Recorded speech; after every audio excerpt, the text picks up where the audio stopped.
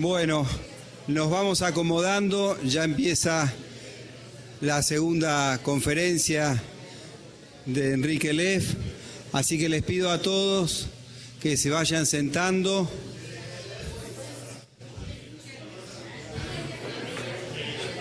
La página del Colca, ¿lo hacemos cuando termina? Sí, sí, dale.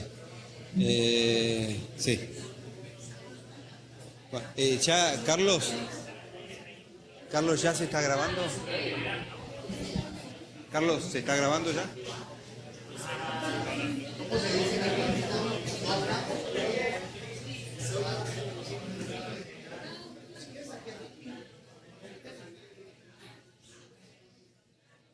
Bueno, ya ahí estamos. A ver que la gente se vaya acomodando.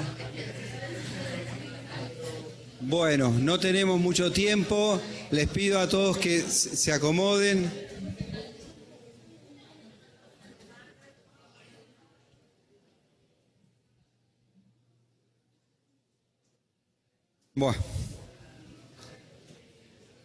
Bueno, habría que decirle a la gente que... Bueno, sería el último módulo del curso de Ecología Política, pero a la vez también es una charla abierta. Así que bueno, vamos a seguir escuchando a Enrique Leff. ¿Hay algo donde ponerlo para que no esté todo el tiempo yo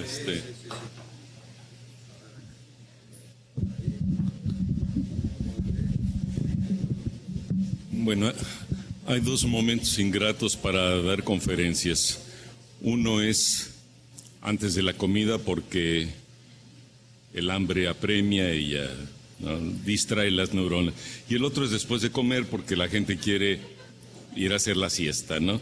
Entonces, bueno, me pusieron ahora sí a prueba, antes y después. Pero bueno, no nos queda tampoco tanto tiempo.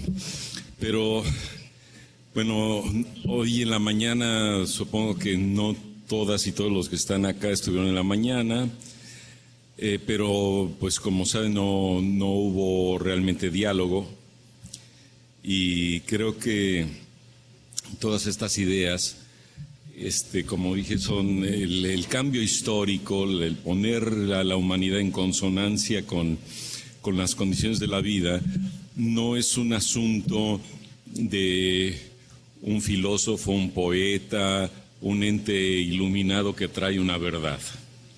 El futuro de la humanidad y la posible, bien posible, pero no segura sustentabilidad del planeta, yo le he concebido a través de lo que llama un diálogo de saberes. Es decir, es de la conjunción de estos modos de comprensión de la vida, del mundo, atravesados por intereses, por voluntades de poder, por todo lo que fuimos hablando esta mañana, que terminan configurándose, digamos, los modos de estar en el mundo. Y de esos modos de estar en el mundo se incide sobre los flujos termodinámicos de la biosfera, que es lo que sustenta realmente la existencia humana. O sea, la existencia humana sí son modos de significación, de sentidos existenciales, todas esas cosas.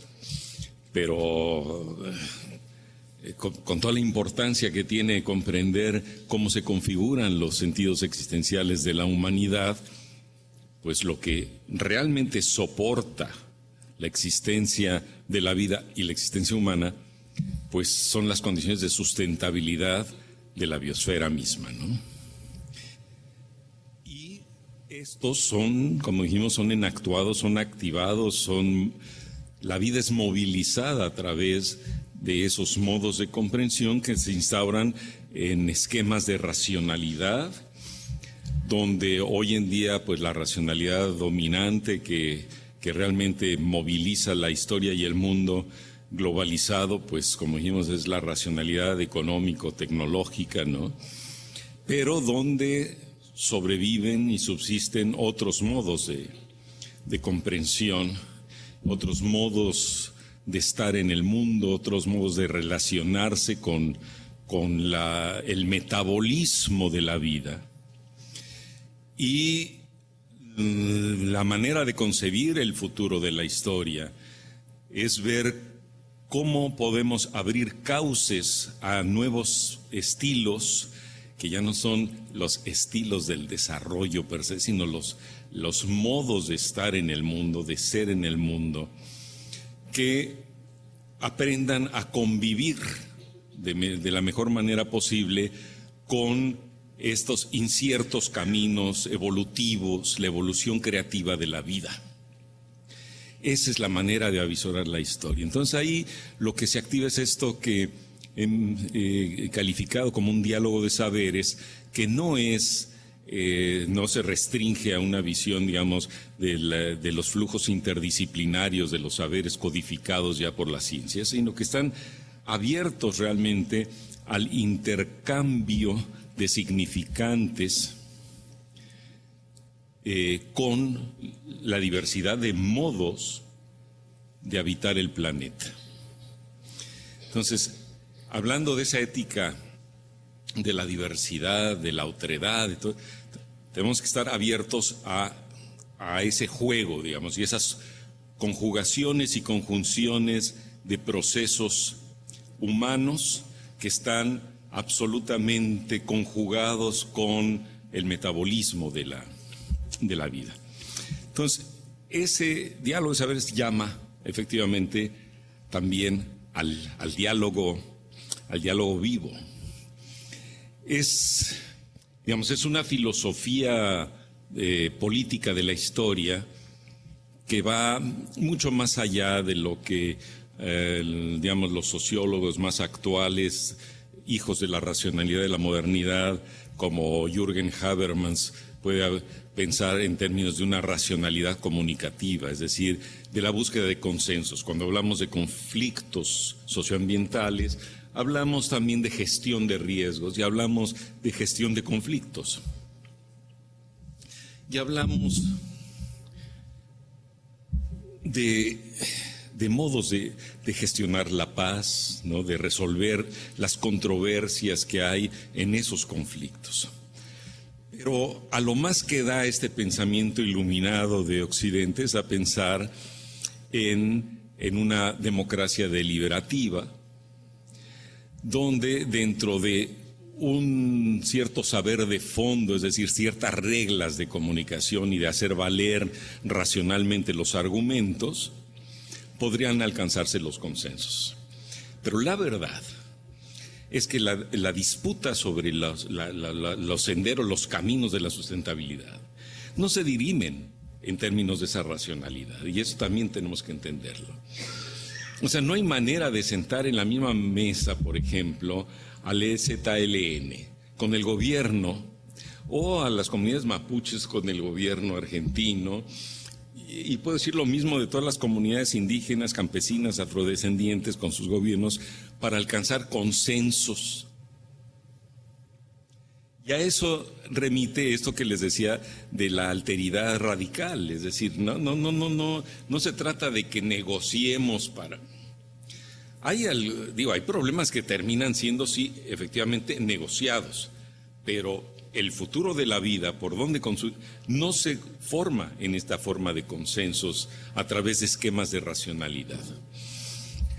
Entonces volvemos al tema fundamental de cómo poner en consonancia la diversidad de modos de comprensión. Por eso, fíjense que no estoy hablando ni modos de inteligibilidad, de racionalidad, sino modos de comprensión. Y de los modos de comprensión no son en principio ni estrictamente racionales como tal. Entonces, ¿qué es lo que está en juego en esos modos de comprensión?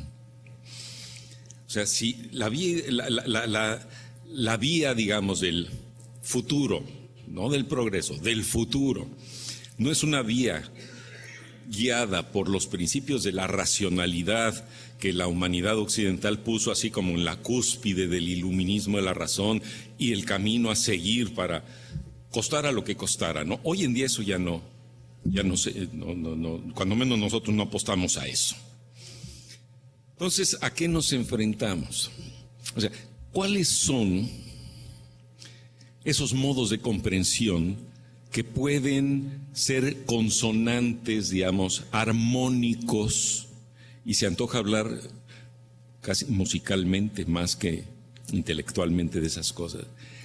¿De qué manera se puede pensar la armonización del actuar humano, de los hábitos, de las prácticas humanas, más consonantes con esa vía del devenir de la physis, de la evolución creativa de la vida? O sea, ¿a qué podemos apelar? Y es ahí a donde quiero traer a colación, digamos, otro núcleo de pensamiento que he estado cultivando, digamos, en los últimos años, que me parece una vía, pues más que heurística, ¿no? Una vía prometedora, cuando menos, para darle consistencia a este modo de pensar. Y tiene que ver con algo que estaba comentando con la compañera ahora aquí en el pasillo antes de entrar acá, que tiene que ver con revalorizar los imaginarios de los pueblos de la tierra. Es cierto que toda la antropología del siglo XIX y XX, ¿no?, ha estado muy enfocada a tratar de comprender esos modos de racionalidad de los grupos culturales, digamos, de las etnias, del pensamiento salvaje. Pero bueno, la primera pregunta que asalta, digamos, es, bueno, ¿esos modos tradicionales son congruentes, consonantes, se ajustan a la sustentabilidad? O sea, porque ya criticamos los desvíos que tuvo el pensamiento occidental desde el logos griego hasta la racionalidad de la modernidad. Pero una pregunta forzosa es decir, bueno, ¿y los pueblos de la tierra? Los aztecas, los mayas, los mapuches, los seringueiros, los guaraníes, etcétera, etcétera, etcétera, ¿no? Esos que forjaron grandes civilizaciones incluso antes de que llegaran los españoles a conquistarlos con su racionalidad. ¿Esos eran muy sustentables o no eran? Es decir, me estoy yendo otra vez a preguntar sobre la falla humana fundamental.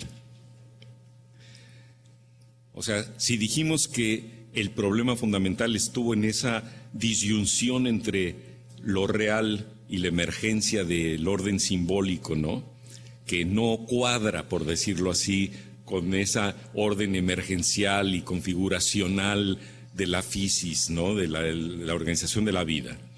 Si hay algo en la naturaleza simbólica del ser humano que lo aparta, que además está impulsado por ese afán, ¿no?, esa voluntad de poder y de dominio, ¿no?, es que surge de esa falta del ser humano, sea occidental o sea hindú o sea budista. Y cuando digo sea budista, estoy hablando de esas religiones que buscaron realmente y que siguen buscando apartarse del impulso, digamos, del deseo humano, ¿no? Y todo su afán de la existencia en este mundo es no dejarse arrastrar por las diabólicas fuerzas del deseo humano.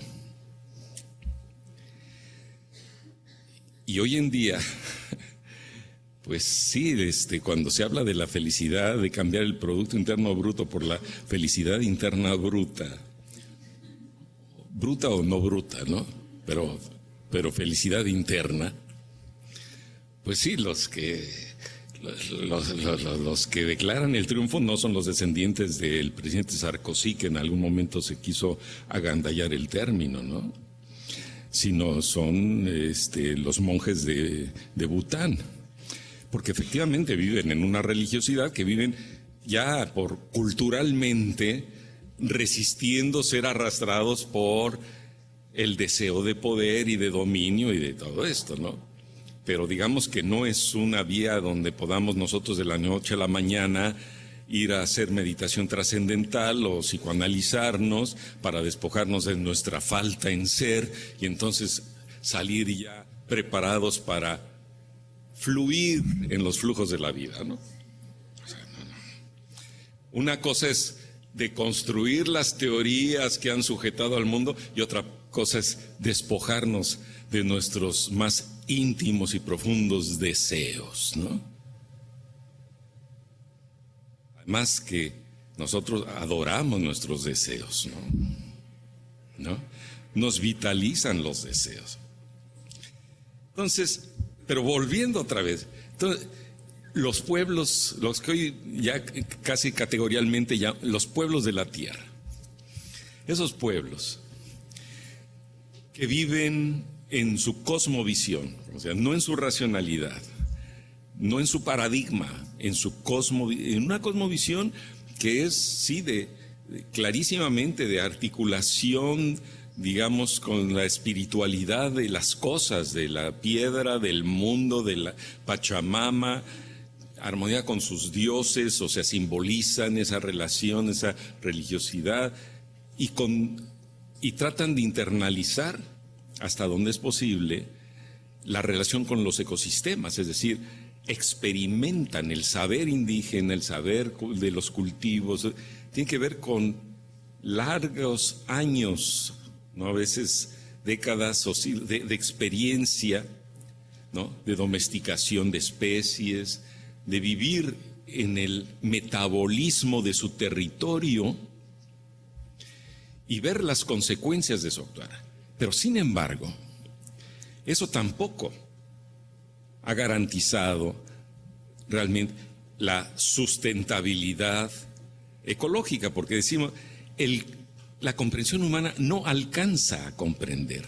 Y otra vez estamos movidos por el deseo humano. Y un ejemplo que nos resuena mucho en estos trópicos húmedos mexicanos es la civilización maya. Y aunque haya muchas incógnitas sobre el colapso de la civilización maya, si fue el meteorito que cayó por allá, ciertamente fue un acontecimiento histórico que sucedió antes de que llegaran los españoles. Entonces no fue efecto del dominio del capitalismo emergente, no. Fue algo que vino en los modos de relación de esas poblaciones en Mesoamérica, donde obviamente parece muy plausible que efectivamente hubo, pues sí, modos de intervenir los ecosistemas que rebasaron lo que hoy llaman la capacidad de carga, la capacidad de regeneración, de eso que es la fisis, digamos, la resiliencia de los ecosistemas, la capacidad de regenerarse. Y se desencadenaron procesos si no de desertificación, cuando menos de una fuerte baja de productividad de los ecosistemas, y entonces dieron esas dinámicas complejas, digamos, negativas, ¿no? Sinergias negativas. Entonces, o sea, hay que entender que sí hay algo fundacional y fundamental en la naturaleza humana de la cual tenemos que hacernos cargo. No quiere decir volvernos castos y puros, no estoy pregonando nada de ese tipo. Cada quien hará lo que quiera pero saber que estamos constituidos por eso, saber que es algo de lo que tenemos que hacernos cargo y ver que eso tiene esos efectos en las condiciones de sustentabilidad de la vida.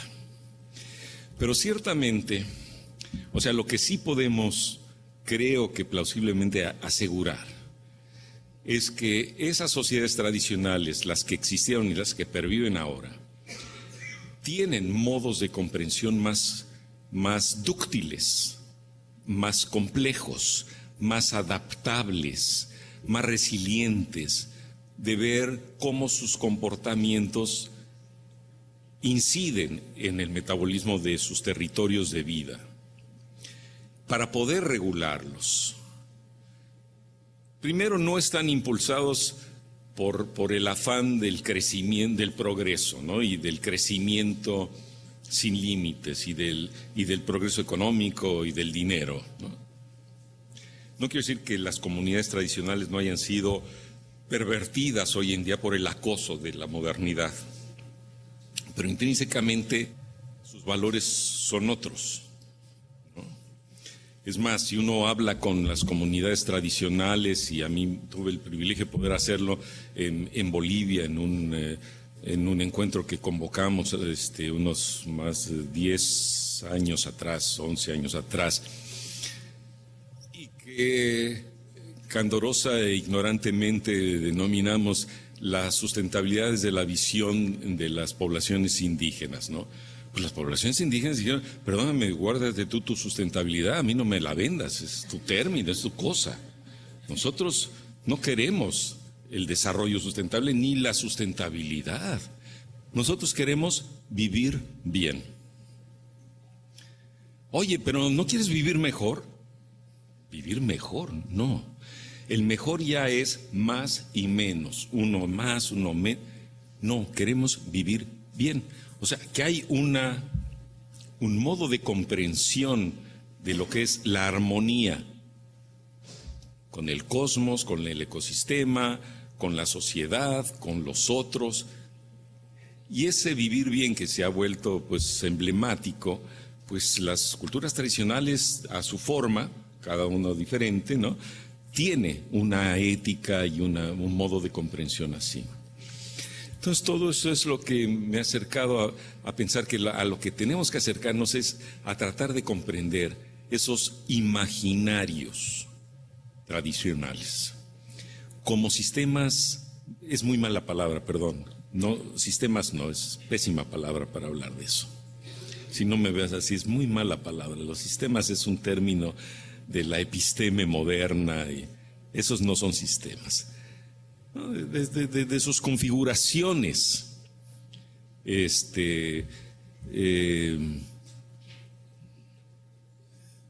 mentales, espirituales, su modo de comprensión. Y entrar en esa dinámica, en esa relación, ¿no? Y vuelvo a decir, esa relación no es esa relación que ha buscado incluso, digamos, la filosofía más, digamos, que ha intentado desde fines del siglo XIX contestar o responder al racionalismo de la modernidad. Hablo desde Husserl, Heidegger, los posmodernos, los deconstruccionistas, es decir, la fenomenología, ¿no?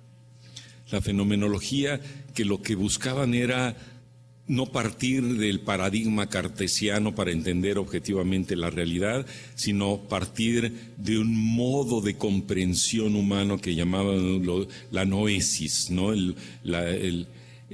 La noesis como una intuición o un modo de comprensión que tendría que corresponder a una sustancia externa, ¿no?, al noema, que es la sustancia de lo que la noesis busca comprender. Pero aún ahí, en el caso de Husserl, de Heidegger, después con la facticidad de la vida y todo esto, era otra vez volver a esta idea de que hay una configuración mental, ¿no?, del hombre occidental que podría despojarse de la rigidez intelectual de la racionalidad para abrirse a esa comprensión de su mundo, del mundo de la vida, ¿no?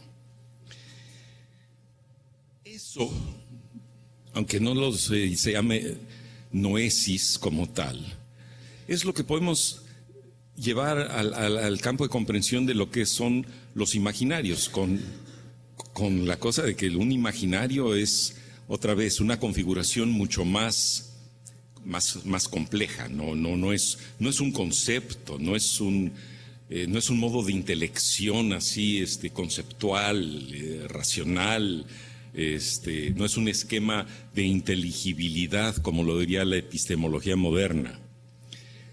Son modos de sentir, pensar, son modos de resonar con el mundo. Por eso la metáfora musical viene muy al caso, ¿no? Son modos de resonancia, de simpatía, de empatía, de esa conexión mucho más intuitiva, podemos decir, ¿no? Ya los críticos de la racionalidad han venido diciendo desde Nietzsche hasta Bergson que el modo, digamos, de conectarse con la tierra es la intuición más que la intelección de las cosas, ¿no?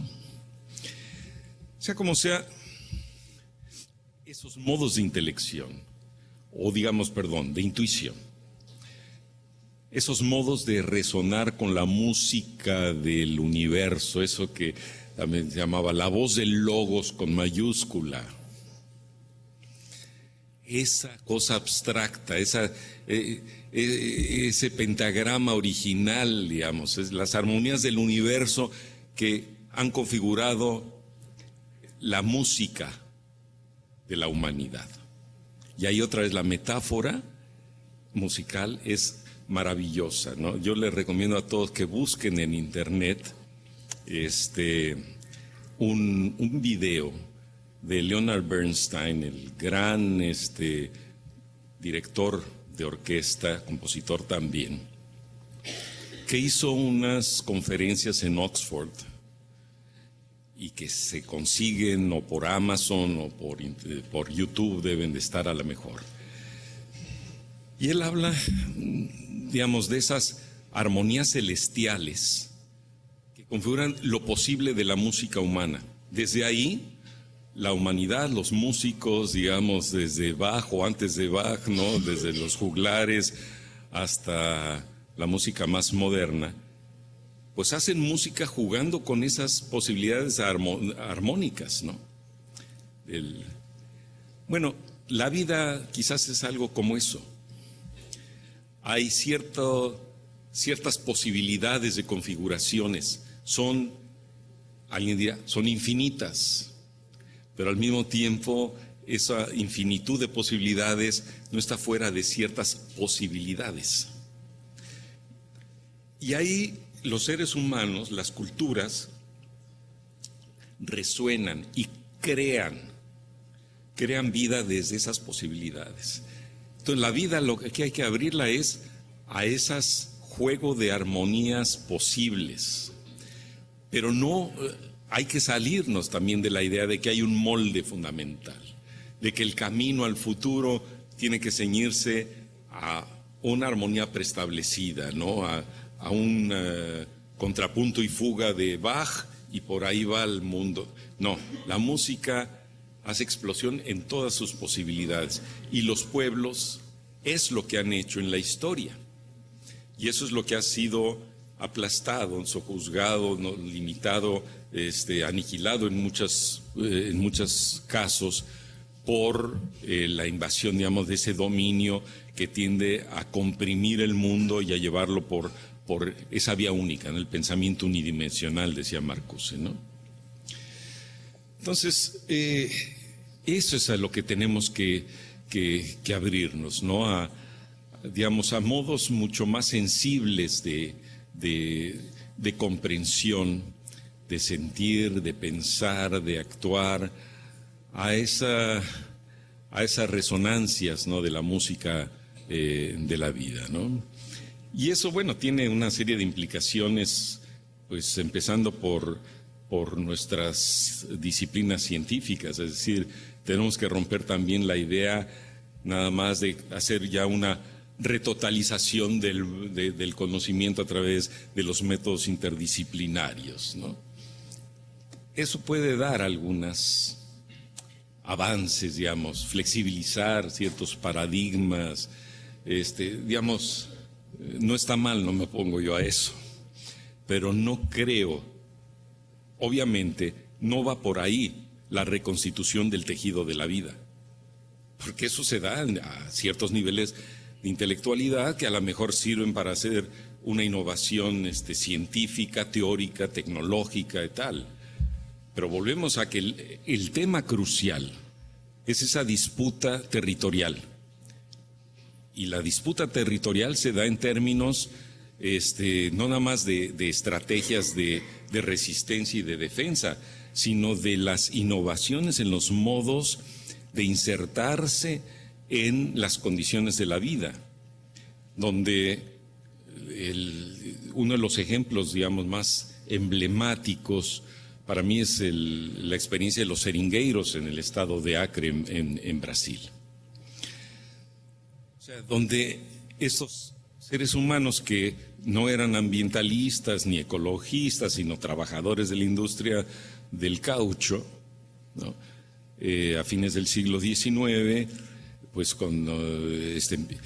vienen de distintos lugares de Brasil, se ubican en ese territorio y con el paso del tiempo y partiendo de unas luchas sindicales, pues empiezan a defender sus derechos de territorialidad y de construcción de sus mundos de vida y todo eso. Y luego, bueno, con la evolución de las ideas y todo esto, pues surge este personaje excepcional que fue el Chico Méndez, y entonces empiezan a pensar más ecológicamente, inventan sus reservas extractivistas, que es otra vez aprender a convivir y a vivir de lo que da la fotosíntesis, la naturaleza, la transformación de la energía radiante en esa biomasa, ¿no? Se autodesignan como seringueiros, o sea, toman el nombre del árbol, de la siringa, desde donde obtienen sus medios de vida.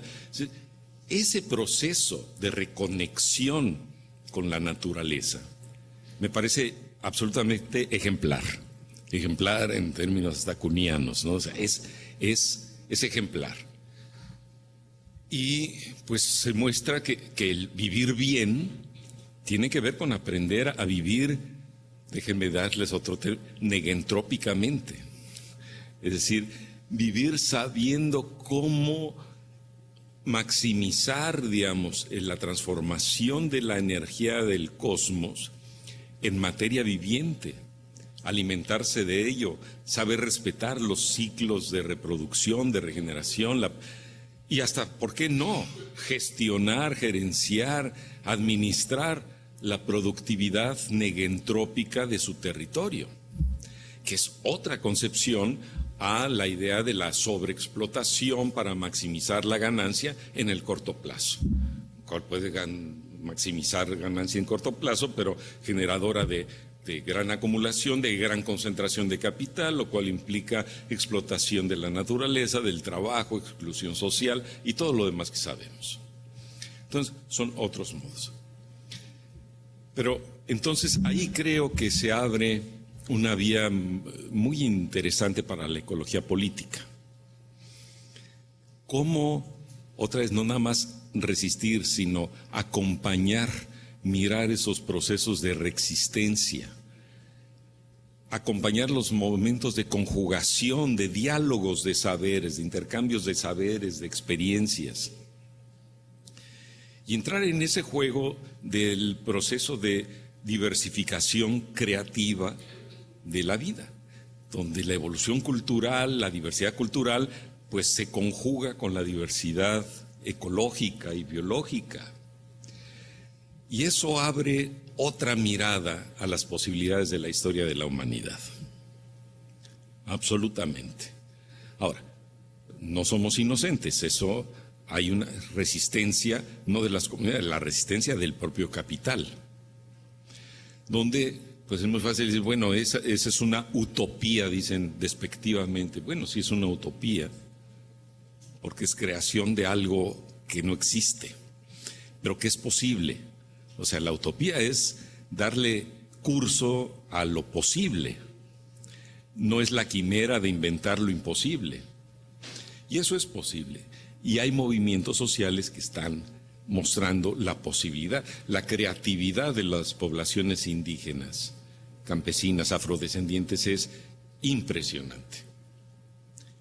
Y tienen digamos, en su ethos, ¿no? En su imaginario, en sus hábitos, tienen ya encarnada esa filosofía, si ustedes quieren, de vida, ¿no? Entonces yo creo que ese es uno de los campos más prometedores para la ecología política. Todo eso es generador de conflictos, pero son conflictos creativos, digamos, no es el conflicto otra vez, de mapear los conflictos ambientales y ver qué daños socioambientales le están ocasionando a tal comunidad por desplazamiento, por problemas de contaminación, o qué negociaciones entran a hacer una comunidad para ese tipo de cosas, en lo cual se ha embarcado muchísimo el campo de la ecología política, ¿no? En esos estudios de caso. Yo creo que sí que hay que hacerlos, porque ahí están, son problemas reales. Pero yo creo que el campo más creativo de la ecología política está en este otro sentido, de mirar lo posible, lo que se está construyendo otra vez en el mundo, ¿no? Y acompañar eso. Miren, podría seguir hablando, pero yo quisiera, como dije, creo en el diálogo de saberes, entonces no quisiera irme habiendo desembuchado lo que pudieron articular las neuronas después de haberme tomado una cerveza o en la mañana, no, sino, ¿por qué no abrimos un espacio para intercambiar ideas, preguntas, inquietudes sobre estas cuestiones? ¿Les parece?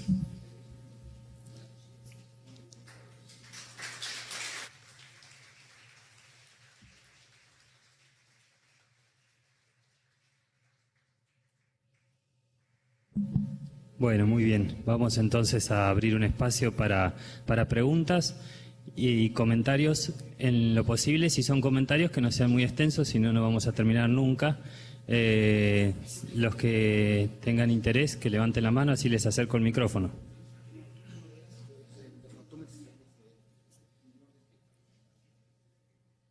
Gracias.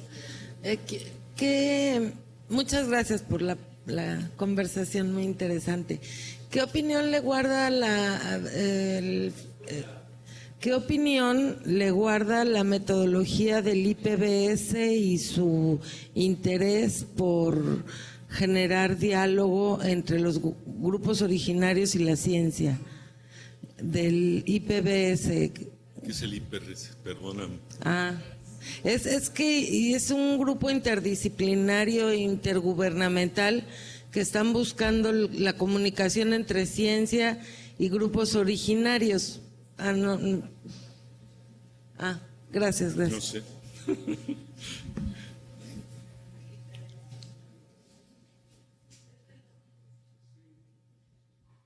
Es como el IPCC, pero de biodiversidad. Es el equivalente. No sé. No sé, no he estado vinculado a eso, entonces no puedo opinar. Gracias. Sí, en estos días se planteaba también esta cuestión del buen vivir y pensaba que también esto del buen vivir para mucha gente significa vivir en el estilo de vida americano. Entonces, justamente en esta idea que plantea de la coexistencia de modos de entender la vida, ¿qué comentario podría hacernos al respecto de esto que es una realidad? Porque también, así como usted planteaba ahora que en el fondo, o que en un nivel más profundo, todos estos conflictos vienen tal vez de esta disyuntiva que tenemos a nivel del ser. También planteábamos que era una cuestión de enfrentamiento de imaginarios. Y entonces aquí vemos muy claramente esta cuestión del enfrentamiento de imaginarios, donde el buen vivir o el vivir bien puede ser para nosotros una recuperación de la naturaleza, un darle nuevamente la bienvenida a la naturaleza después de que hubo todo un modelo precisamente para controlarlo, para modelarlo, ¿no? incluso para expulsarlo de las ciudades, en tanto que era peligroso o era riesgoso, y ahora tal vez especie, digamos, de reencuentro con ella, de darle nuevamente la bienvenida, pero que se enfrenta a este tipo de otros imaginarios en donde el buen vivir significa tal vez vivir como los gringos o como los europeos. Sí, ese es un punto muy interesante, digamos, a debatir en el campo de la ecología política, de la ontología política, es decir, cómo se juegan las estrategias de poder en términos de la significancia de los términos y de la apropiación de los términos, porque más allá de que pudiera confundirse el vivir bien con la economía del bienestar, por ejemplo, lo que se ha dado, por ejemplo, en América Latina es que los gobiernos llamados progresistas de América Latina, pues rápidamente se intentaron apropiar del summa causae, del vivir bien, pero interesantemente lo transmutaron en el buen vivir y lo codificaron como buen vivir como si fuera la misma cosa. Y obviamente ahí se juegan estrategias de apropiación, ¿no? Y de poder. Entonces, cuando el gobierno de Correa, por ejemplo, se apropia el buen vivir, pues las comunidades indígenas y campesinas, quechuas y aymaras tienen razón en decir, perdóname, manito, pero, o sea, no hay manera que un Estado se apropie de una cosmovisión de un pueblo, para decirlo así de claro. O sea, lo que está en juego es la autenticidad de cada modo de vivir bien, es decir, de la comprensión que tiene un pueblo. Y digamos, y detrás de esas intenciones de apropiación, ¿no?, aunque lleguen a servir después a través de regímenes constitucionales, eventualmente como formas también de defensa de derechos de los pueblos. Por ejemplo, hoy en día, pues las luchas indígenas en Ecuador, pues recurren a la Constitución, al régimen del buen vivir, los derechos de la naturaleza, para defender sus intereses territoriales frente a las concesiones mineras. Es un tema que está muy actualmente puesto en juego ahí. Y sí, efectivamente, esos cambios constitucionales y esos términos apropiados por el Estado sirven hasta un cierto punto para darle legitimidad o para a procesos de resistencia, ¿sí? Pero igual hay que cuidar el hecho de que ahí hay una lógica de apropiación y de poder, y que no... entonces, y eso es particularmente difícil, digamos, y complicado en un mundo donde todo tiende a hibridizarse, ¿no? O sea, se habla de diálogos interculturales, de hibridaciones de lo biológico y lo tecnológico y lo económico, es decir, como que también ahí está en juego una cosa digamos, un principio de antiesencialismo.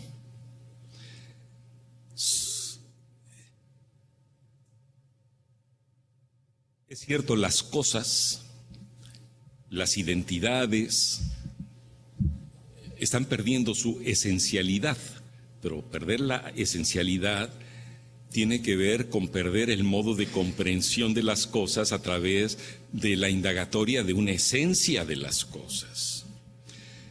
Pero a pesar de que en estas reconstituciones del modo de ser de los pueblos, sus modos de comprensión de las cosas o de las cosas mismas, es decir, un ente transgénico es biología y es tecnología y es economía.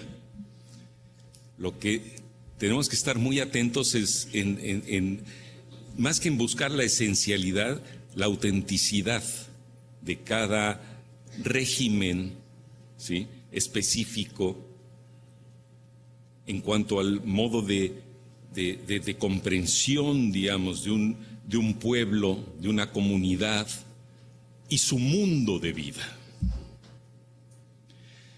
Y obviamente eso nos trae temas, digamos, conceptuales y epistemológicos, pues muy, muy complejos. Pero tenemos que estar justamente muy atentos a eso, porque todos los términos, la sostenibilidad, la sustentabilidad, todos entran en un juego del poder económico, y todos los conceptos son apropiables. Y el capitalismo está al acecho de todos estos términos que empiezan por ser contestatarios, radicales, para reapropiárselos, ¿no?, cambiarles el sentido y apropiárselos. Entonces hoy, digamos, el aire, el agua, todo son bienes y servicios ambientales, pero cuando ya son bienes y servicios ambientales, ya están capitalizados. Antes eran agua, era aire, era naturaleza, ¿sí? Miren, incluso el término de naturaleza ya es un efecto de eso que hablábamos esta mañana. La naturaleza ya es naturaleza cosificada. No es el sentido, la fisis de la que hablamos en la mañana no tiene nada que ver con la naturaleza ya como un objeto, y puede ser la biosfera completa o puede ser un recurso natural. Pero ya el recurso natural ya es naturaleza pensada para ser apropiada por el capital. Nada que ver con la comprensión de la fisis. Entonces, solo para darles ejemplos de cómo se juegan eso que habla de los modos de comprensión y cómo se configuran a través de conceptos, de palabras, de sintagmas, de todo, y donde la gran riqueza humana es la diversidad de los lenguajes. Cada lengua crea un mundo, dice George Steiner, ¿no? Cada lengua crea un mundo, pero en esta dinámica de la globalización, donde empieza a hibridizarse todo, ¿no?, y a relativizarse todo, ¿no?, la gran crítica a la posmodernidad, ¿no?, el pensamiento posmoderno, que se relativiza todo, entonces ya no sabemos en dónde pararnos, porque ya no hay suelo firme en ninguna comprensión de nada, ¿no? Todo está flotando y todo se está mezclando con todo, ¿no? Pero ahí se juega justamente la constitución de esos regímenes de autonomía. Yo creo que la palabra autonomía, autenticidad, le da un sentido propio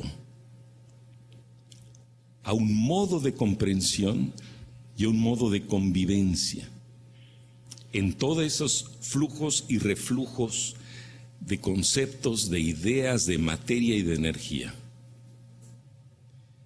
Entonces, preparar la mente para vivir en ese mundo dinámico de transmutaciones permanentes del sentido de las cosas y de la hechura propia de las cosas, es prepararnos realmente, yo diría, para ser verdaderos seres humanos, en ese sentido. Y es quizás cuando Nietzsche hablaba del superhombre, no se imaginaba al Superman, se imaginaba a un ser humano capaz de manejar esta capacidad intelectual, ¿no?, para dejar de ser mentiroso ante el universo, digamos, ¿no?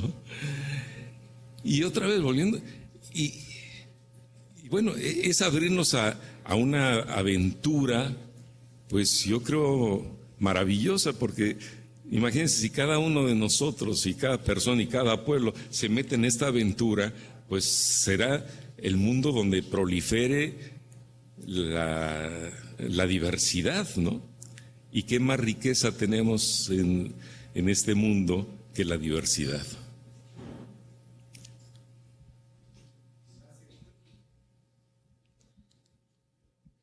Bueno, muchas gracias. Creo que su ponencia dio luz en varios puntos que hemos estado discutiendo a lo largo del curso. Y bueno, mi pregunta iba un poco, ya la respondió, de qué pensaba acerca de esa apropiación en los procesos políticos de Bolivia y Ecuador respecto al buen vivir. Y que si no corre el mismo riesgo de hacerse el mismo proceso desde la academia de la ecología política, como estamos discutiendo ese tema, y tratando de categorizar o teorizar lo que significa la cosmovisión del buen vivir. Y a su vez, si esos procesos constitucionales en Bolivia y en Ecuador no implicaron un punto de inflexión a nivel latinoamericano en cuanto a legitimar esos conocimientos, y que hoy están constituyendo, como usted dijo, herramientas de empoderamiento de la gente, y que también abrió el debate a muchas, a la academia y también en muchos movimientos sociales, ¿no? Bueno, quizás algo de eso ya lo expresé, ¿no? Yo creo que sí, los cambios constitucionales de Bolivia, de Ecuador, dan un giro muy importante y abren todo un juego político, digamos, y social muy interesante y muy importante, que en su momento fue una explosión y tal, pero donde hoy en día estamos viviendo también grandes reflujos de eso, ¿no? Y porque, digamos, esos cambios no se dan en un decreto constitucional, se dan en un proceso histórico. Y a lo que eso debe estar encaminado es abrir a la Constitución no nada más de los derechos de la naturaleza como un decreto, sino un cambio, por ejemplo, de la estructura jurídica, del paradigma jurídico y los procedimientos jurídicos que sirvan realmente como mecanismos, como dispositivos de defensa de los derechos de los pueblos a sus territorios, por ejemplo, que afiancen, legitimen esas vías de construcción del mundo, ¿no?